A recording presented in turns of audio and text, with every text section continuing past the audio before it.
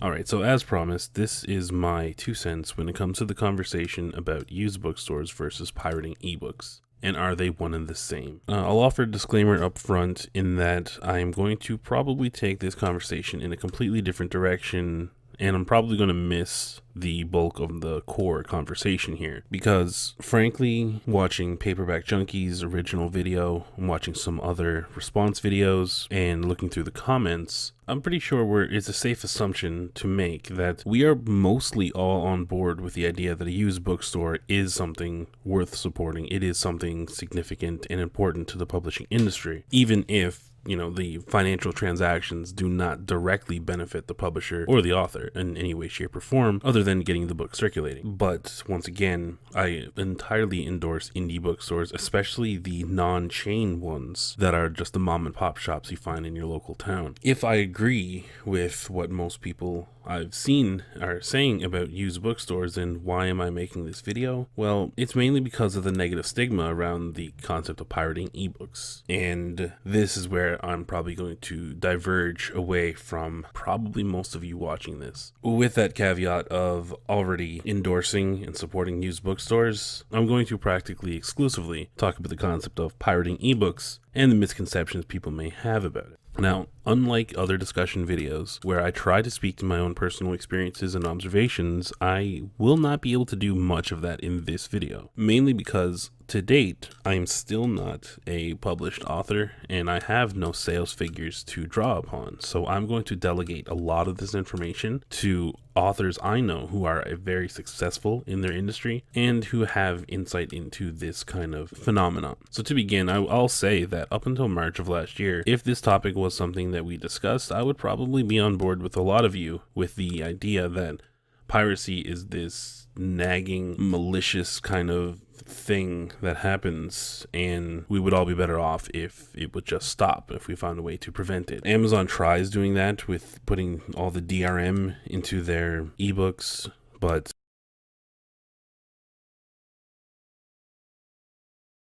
as Mick said in his own video, that kind of restriction is pretty easy to get around. Taking a .mobi file from your Kindle app and ripping out the DRM so that you can just save it anywhere on any device, it's not very difficult. The opinion that I'm going to present to you today, unlike if we talked, before March of last year, is piracy is not necessarily something you need to worry about, nor is it something you need to concern yourself with trying to prevent.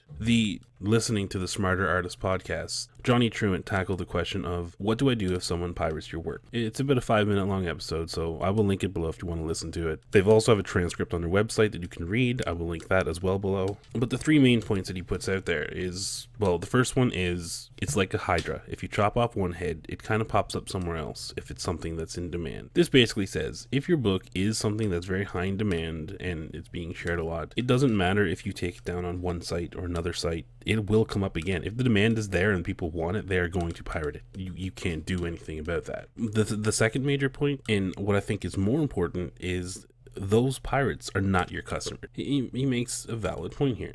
So I think that there's sort of a false assumption that goes around when people see their work as being pirated, and that's that they're losing money. And yes, I'm sure you're losing some money, but I think it's probably less than you anticipate it is. Because the kind of person who goes to a pirate site and downloads a pirated book usually knows they're doing it. It's usually not a case of being fooled. It's usually a case of, here's where I can get it for free, and I'm going to go get it for free. And that person, more often than not, is never going to buy your book. It's not a case of they got it for free and they would have paid for it.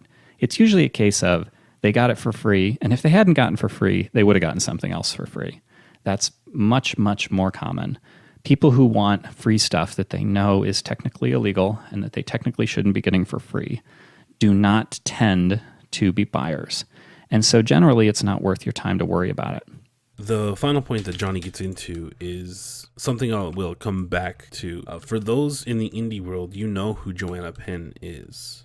If not, Joanna Penn is one of the most successful self-made indie published authors I know of. She's a New York Times bestselling author, a USA Today bestselling author, and again, I want to reiterate, She is these things while being indie published. She is the mind behind the Creative Penn podcast, and that's the name of her website as well, where she offers tips and insights into self-publishing, indie publishing, just being a professional author. On her website, in February of this year, she had a guest post from Robert Kroese, who is the mind behind the badnovelist.com website. He did an article entitled Why Authors Shouldn't Worry About Piracy. I'm going to caveat again that I'm not saying, and he's not saying, and nobody's saying that piracy is a good thing, that we support and endorse piracy in and of itself. The part of this article, and I totally encourage all of you to go check it out in the description below and read the whole thing, that I want to get into is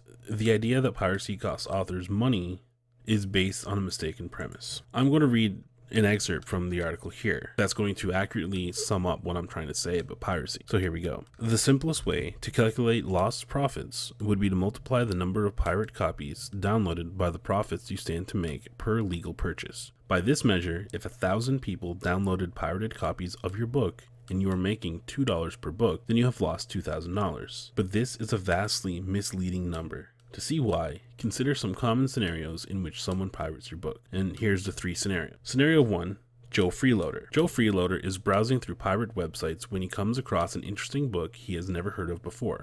Rather than looking for a legal way to buy the book, Joe illegally downloads the book for free from a pirate site. The second scenario, Jane No Money doesn't have a dime to her name. One day, she's browsing through Amazon when she runs across an interesting book.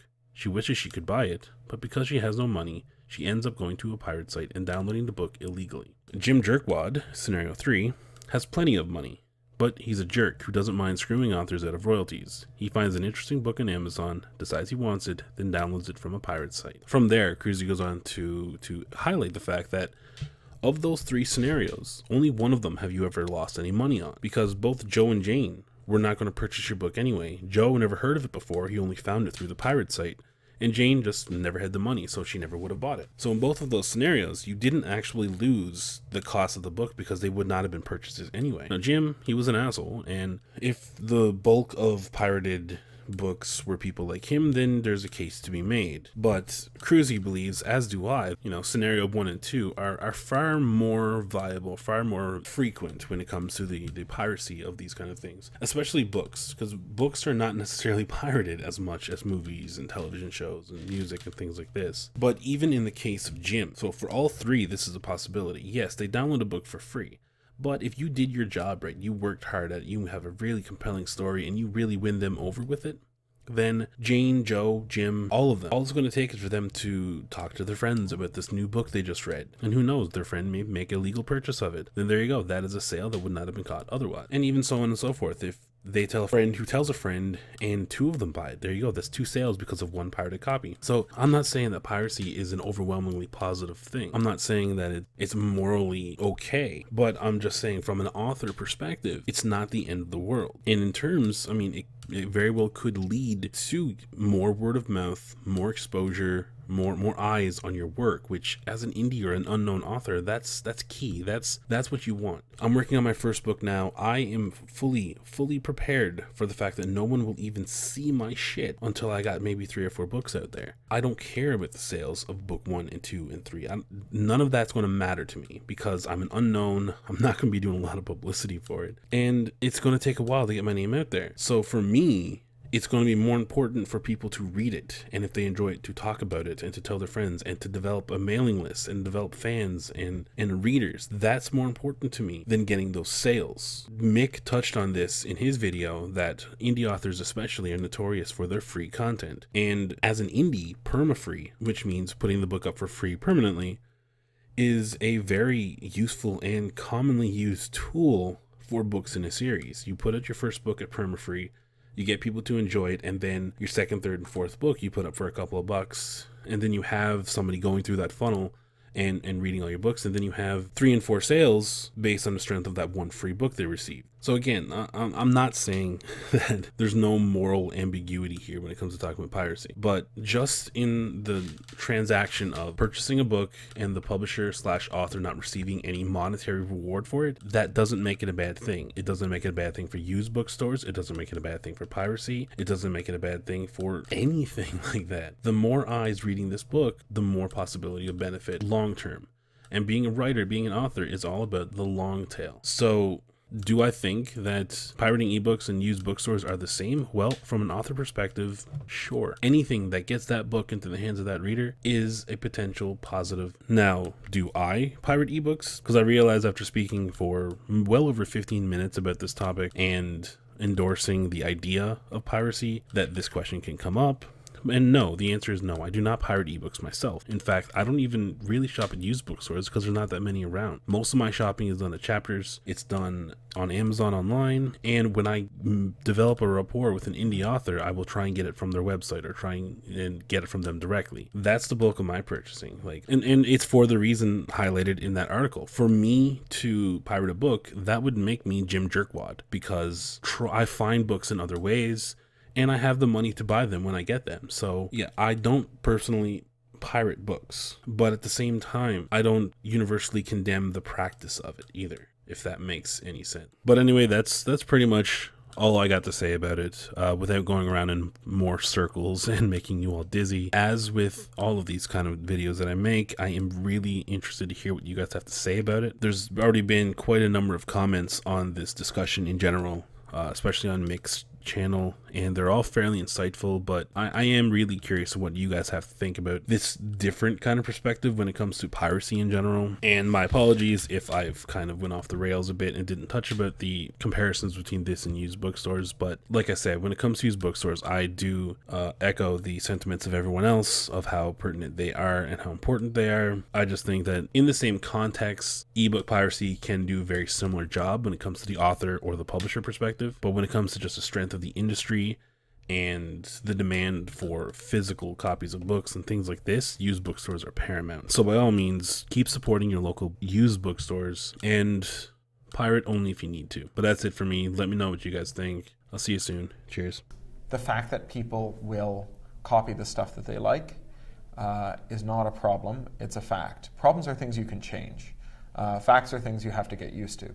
So I think it's safer to say that there is a disconnect between firms that understand and individuals that understand that this is a fact and who accommodate themselves to it and try to maximize their revenue in a world in which copying is a given, and the ones who still think that it's productive to devote enormous amounts of resource to trying to get food coloring out of the swimming pool, to try and stop things from being copied once they're digital. Mm-hmm. And those people, I think, are just kind of doomed because they're trying to hold back the sea. They have built a business model that requires that copying get harder as computers get faster and easier and more people know how to use them.